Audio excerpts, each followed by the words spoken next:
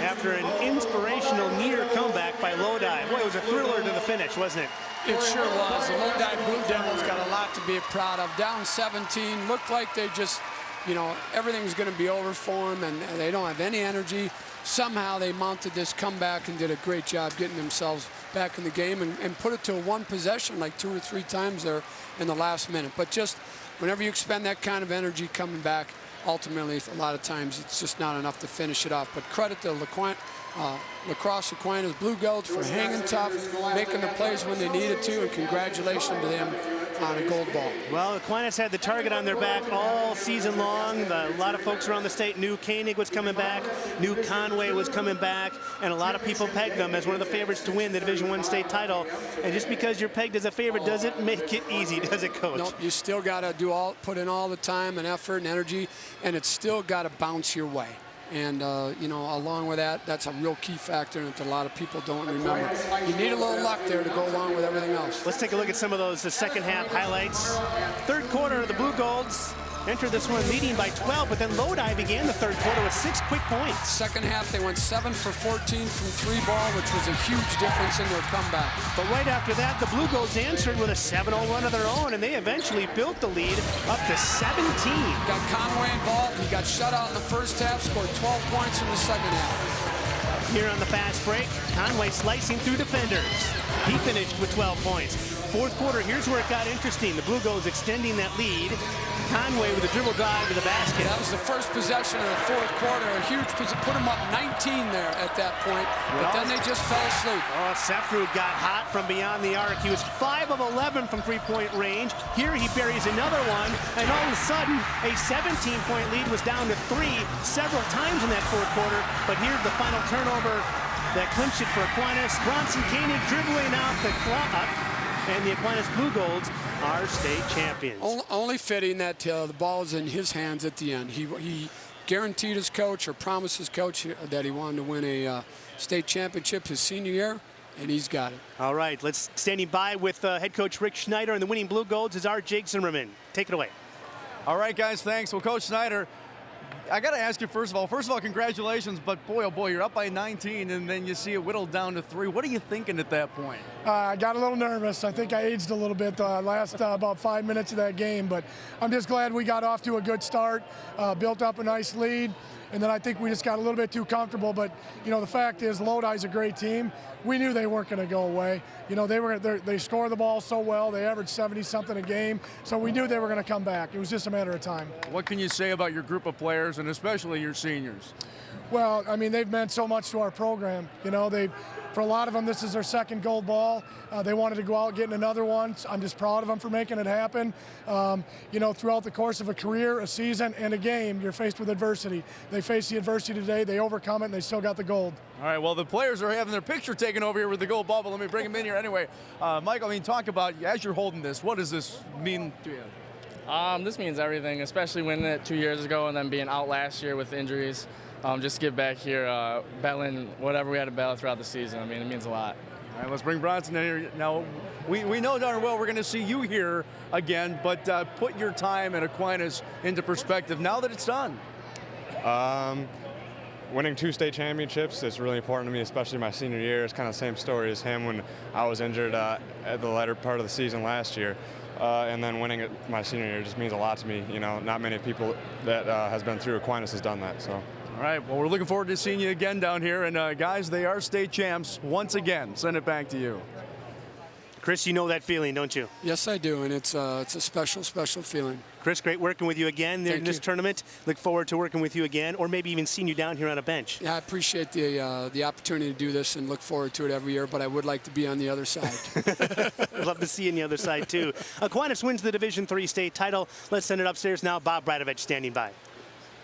Chris, Scott, thanks very much. Well, 3 championship games in the books. We've got more coming when you join you along the network at 6:30. We'll get it started with the Division II state championship game, and that'll feature Pulaski versus Wisconsin Lutheran. But let's look back a little bit, shall we? The Division V state championship goes to Randolph. Rockets winning their 10th overall. in the WIAA 48-42 over Green Bay NEW Lutheran. To the Division IV state title goes to Dominican.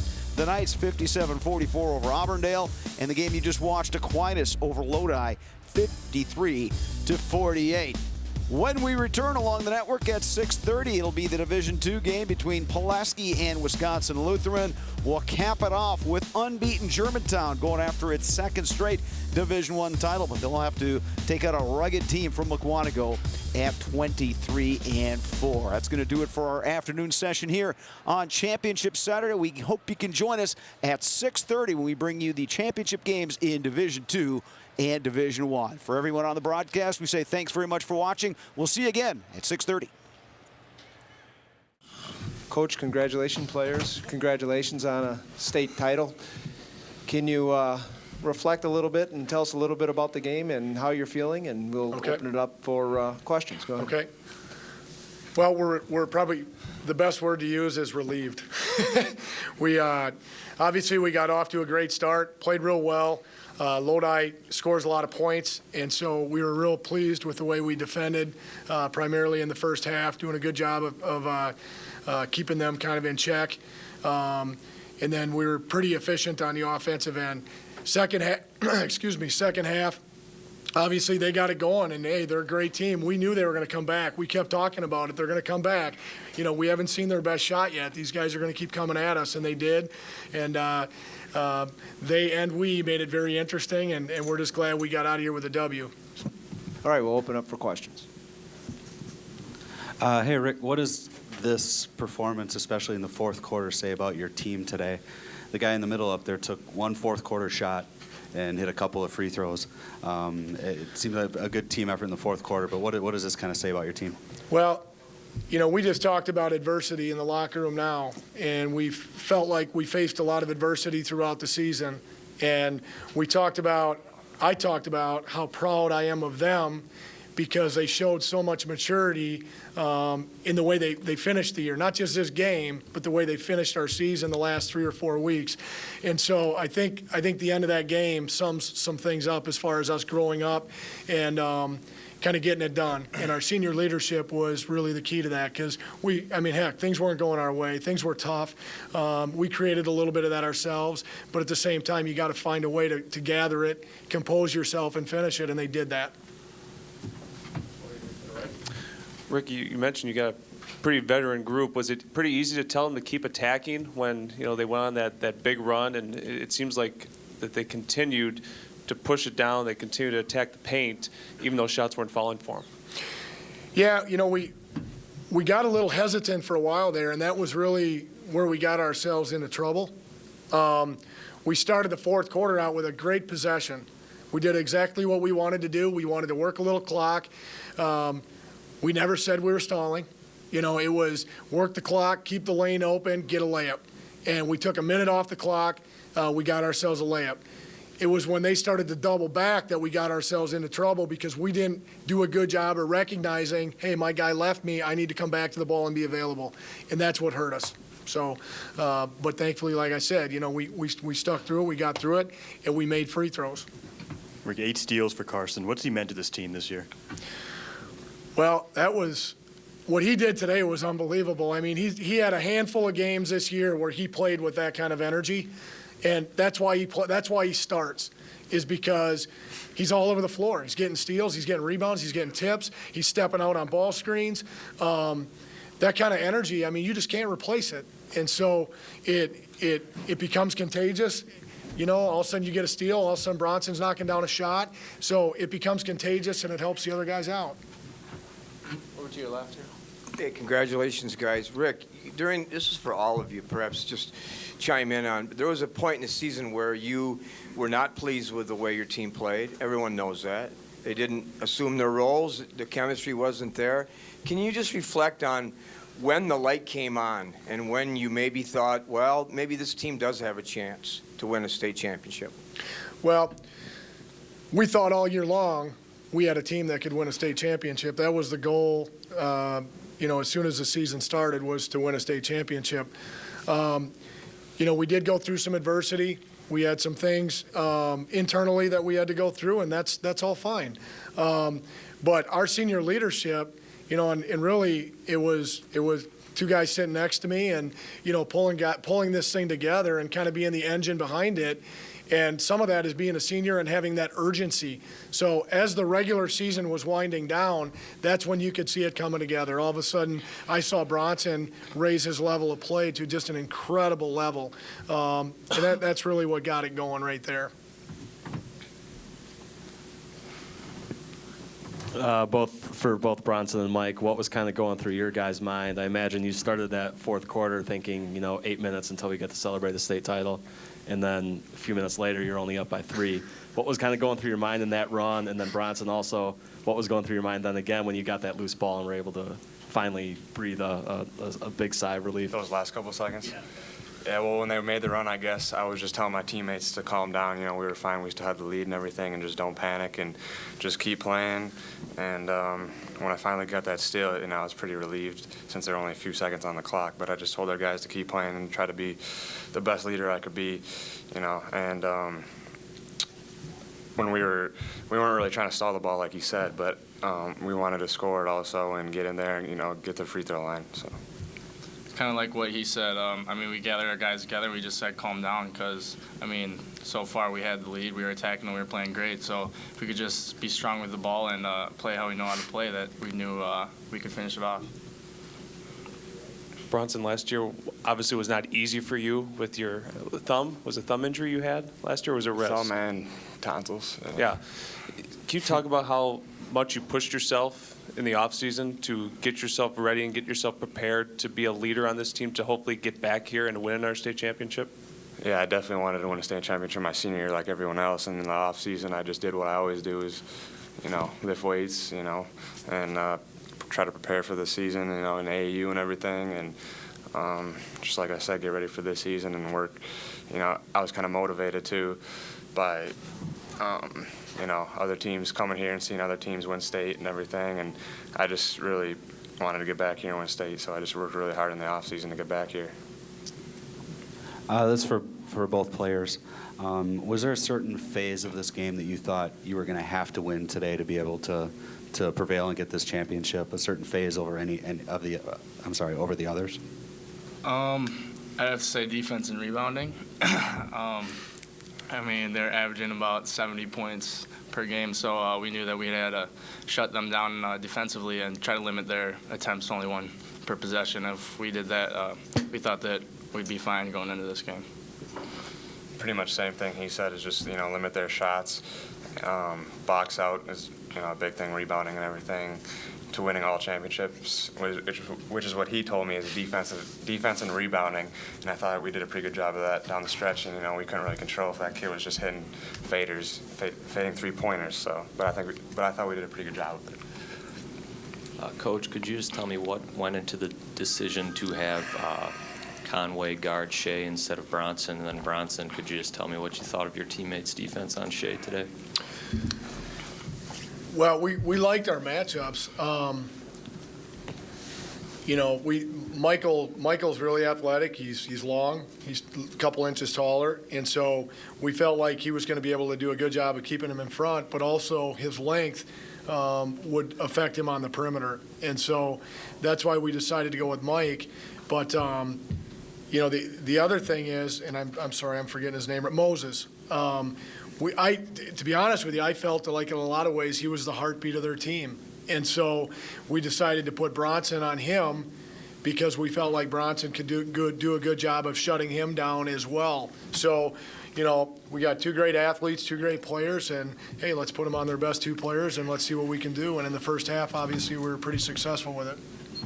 Yeah, I knew Mike could guard him and use his length and athleticism to get around those, you know, double screens and everything like that and get a good hand on him and box him out, which he did and everything. And I thought he played really good defense. And then I guarded number 3 and you know, limited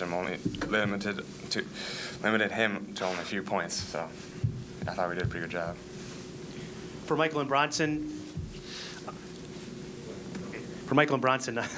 2 state championships in the last 3 years. You guys won't put on an Aquinas uniform after today. Can you put in perspective what this run has been for you, both of you?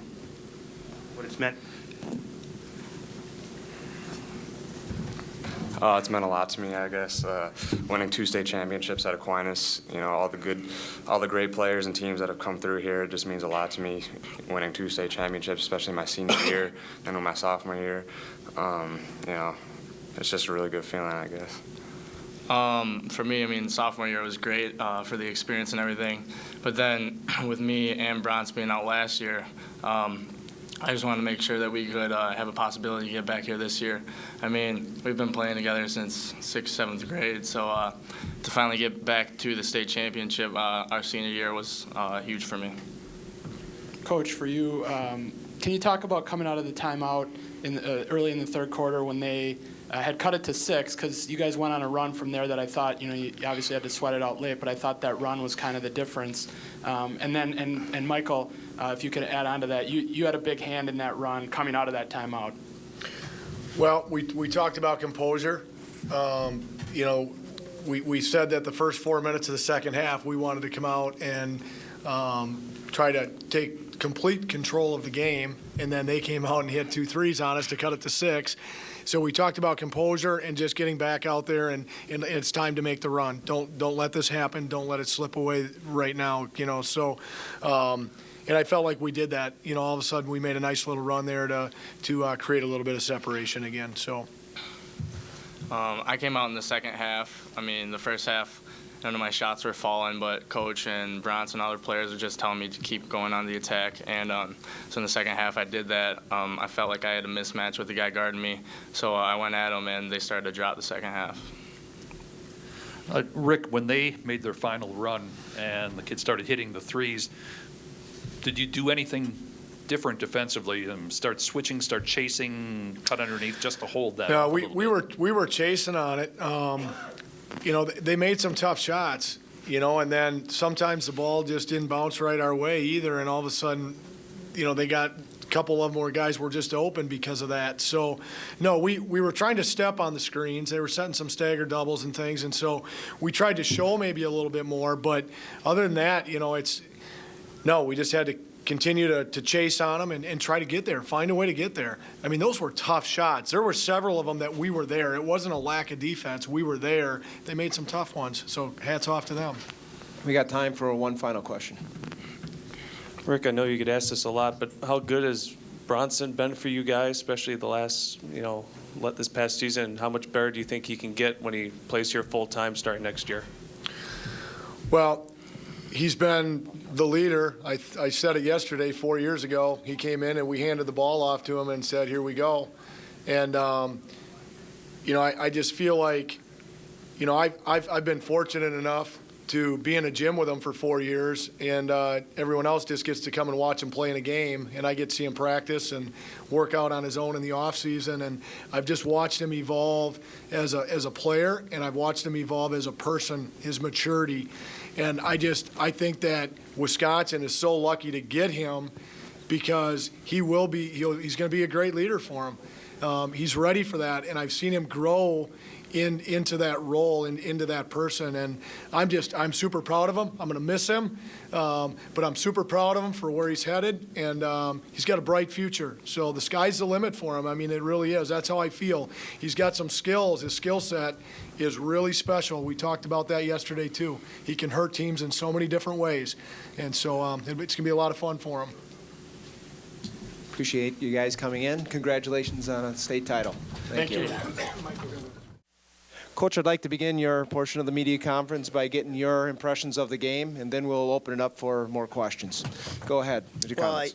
Obviously I thought the start of the game, they made a lot of hustle plays. They're very physical. Their physicality was difficult for us early in the game, and they took away some things that we were trying to do offensively early.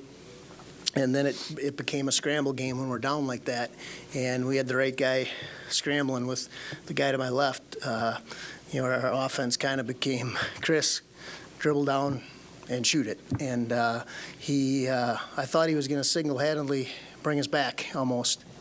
but we fell a little short, and I tip my hat to Aquinas. Coach, can you talk about the defensive matchup? They put Conway on Jordan Shea, a little bit bigger, longer guy, and then they put Koenig on Moses. Can you talk about that? Were you surprised by that at all? A little bit. I thought it would have maybe been the other way around, but I don't know what Coach said. I'm sure the length, Jordan hasn't seen that kind of length this year out guarding him, and so that might have been some of their thinking. I'm not sure, what Coach was thinking, but we figured those two guys would be a matchup. For both of you guys, what solace do you take in the way that you lost? Because there were moments, obviously, where it looked like it wasn't going to be as close as it was at the end, and you guys really, rallied hard. What solace do you take in the way that you lost? Well, I think we showed that we're a team that never quit. I told the guys, I think we were down by 17, start the fourth. I said, don't hang your heads, because miracles do happen, and it almost did happen. So I think we show a lot of, we're a resilient team. The last 2 years gone through a lot of adversity. I've gone through a lot of adversity with knee surgeries. So, being kicked down and having to get back up, it wasn't something that was new to me. So if I could take anything away from this team is perseverance. We have a lot of perseverance. Yeah, I think Chris said it well. We saw some adversity today in the game, and these young men came a long ways in terms of how you stare down adversity and keep fighting and keep fighting. And I wanted, you always want your seniors to leave everything on the floor. And there's no question they left everything on the floor, and we'll hold our heads high. We're disappointed. There's no question we're very disappointed. You get that close and you have that opportunity. But these guys are champions, and I was proud of their effort. Mitch, what was more difficult about taking on Aquinas, trying to break down through their defense that they're known for, or trying to find the matchups when they're on offense? Boy, pick your poison. We hemmed and hawed about different ways to try and match them up. The problem with, our help defense early, late in the year got pretty good. The problem with Koenig is if you help, and he's going to find people, especially off the bigs. If you help on the bigs, he's going to find them. And so we tried to play him a little more hot. In other words, straight up, and not rely on help quite as much as we typically would, which is kind of ironic. Kind of play him to score instead of to dish. But they pose a lot of problems, and the matchup with Conway was a tough one with a size. And so, we tried a couple different things as we went through, and clawed our way back, but just wasn't enough. Coach, can I ask you specifically about Carson Schneider on the Aquinas team? He had 8 steals for them tonight. Can you talk about his hustle and the difficulty he presented to you guys? Yeah, Carson, he was the X factor for them early, big time. We talked about right away putting Donnie Mankey back over him to match his aggressiveness and his, how physical he was playing. He was getting rebounds. He was getting to loose balls. I thought he early was the difference in them, kind of extending just with his hustle plays and the loose balls he was getting to. He played a heck of a ball game, it made it very difficult. And we were, uncharacteristically, we had a lot of turnovers. I haven't seen at halftime we were in double figures already, and that was that was a little disappointing. But here again, players like Carson have a lot to do with that. Chris, just looking back on the sequence of the comeback in the fourth quarter, you guys had it down to 3. You were driving in transition. You decided to pass the ball off to Garrett. Did you regret that decision at all, looking back? I'll never know why I passed that ball. And that's going to be one of those decisions where it's going to be like July, and you're laying in bed, and it's like midnight, and that's going to pop in your head, and I'll be up till 3 and 4 in the morning wondering why I did that. I don't know why I did. I came down, I remember yesterday, I was in the same position, and I went straight for the layup, and it got tipped, and so I was thinking, okay, maybe if I jump stop, they'll jump and they'll go by me. Well, they never did, and I was anticipating them jumping. So as I up-faked, I threw the pass to the guy behind me, hoping that the guy that was between us would jump, but that didn't happen. And and I knew after I did that, I was like, you know, that might be the game right there. So yeah, I'll regret that for the rest of my life. Chris, on a little happier note, when you nailed those 2 threes, was it a situation, I am hot, all shooters seem to know, I found the rhythm, I've got it right now? What was going through your mind at that point? That's exactly what it was. Yeah, I've done this. We had a game up in Minnesota where the same thing happened, where we were down by about 20, and with about 5 minutes left, and I just got really hot where I made about 5 or 6 straight baskets. So I kind of recognized I was in kind of that rhythm, and I knew if I could get open that I'd knock it down.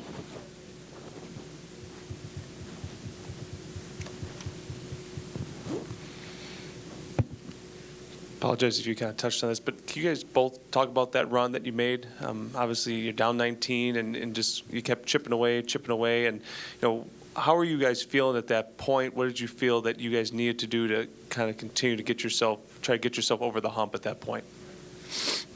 Well, speaking for me, I remember there was a timeout. I don't know if it was a TV timeout or if Coach Schneider took the timeout, but I remember it was just over 2 minutes or right around 2 minutes, and it was a 3-point ball game. And I said, boys, we're playing a 3-minute ball game or a 2-minute ball game for the state championship. It's a different game because you got to try to remember what the score is because it's a one-possession game. And then we tried to foul. I looked up. We had no fouls with, as the clock went up, and we tried to get quick fouls as quick as we could just to get in bonus in case we needed to extend the game.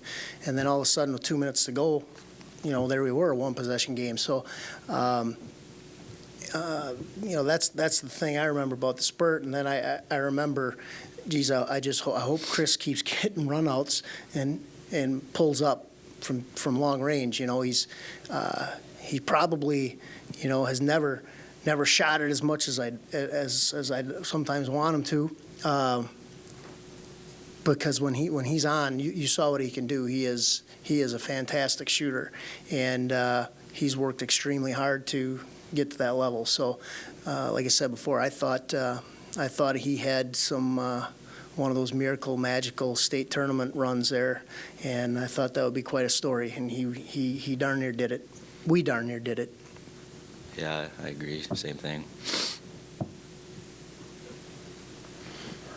Mitch, can you just talk about the role your reserves played, namely Brad Steinbach and Gable Smith, and then I guess touch on, I noticed John Hatch had his, I think, left wrist wrapped, and I think only played a minute in the second half. So I guess what sent him to the bench, and then the role that the other reserves played.